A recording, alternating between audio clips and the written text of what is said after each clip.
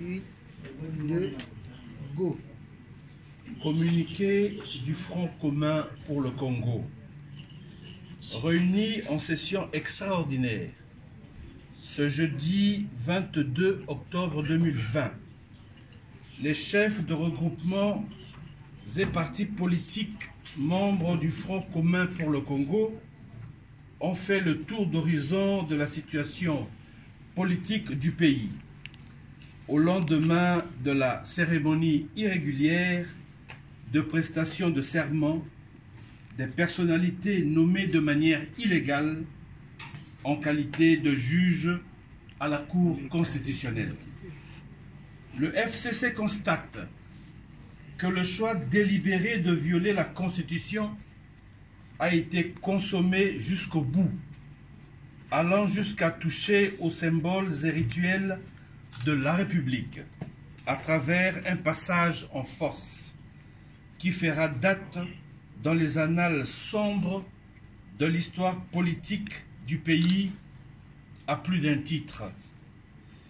Le FCC tient à féliciter tous ces cadres évoluant au sein des institutions pour avoir refusé de cautionner une violation si flagrante de notre loi fondamentale, démontrant par la même occasion qu'il constitue une majorité réelle, vivante, unie, pétrie des principes républicains et disciplinée.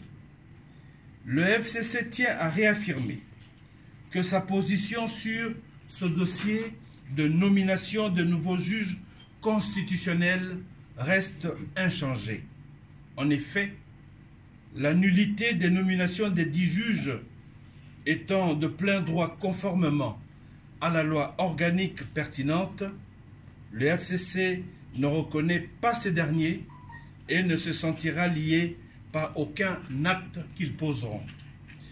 Le FCC rassure l'opinion tant nationale qu'internationale qu'il poursuivra son combat dans le respect de la Constitution et des lois de la République, seul gage véritable d'un État de droit, et qu'il usera de toutes les voies légales pour atteindre ce noble objectif et pour s'opposer à toute initiative visant à déstabiliser les institutions de la République.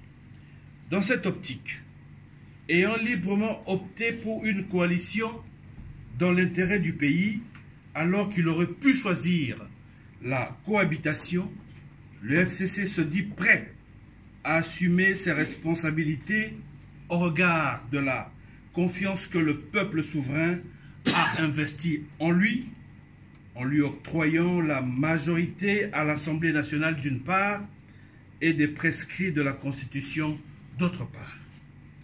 Le FCC prend à témoin la population et lui demande de rester mobilisée afin de faire barrage à toute tentative tendant à liquider l'héritage d'un combat commun en vue de l'instauration des institutions démocratiques dans notre pays, combat couronné par la première alternance pacifique du pouvoir.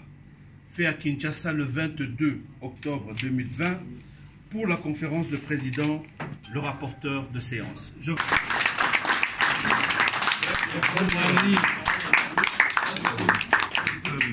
Reprenez les appareils, le micro.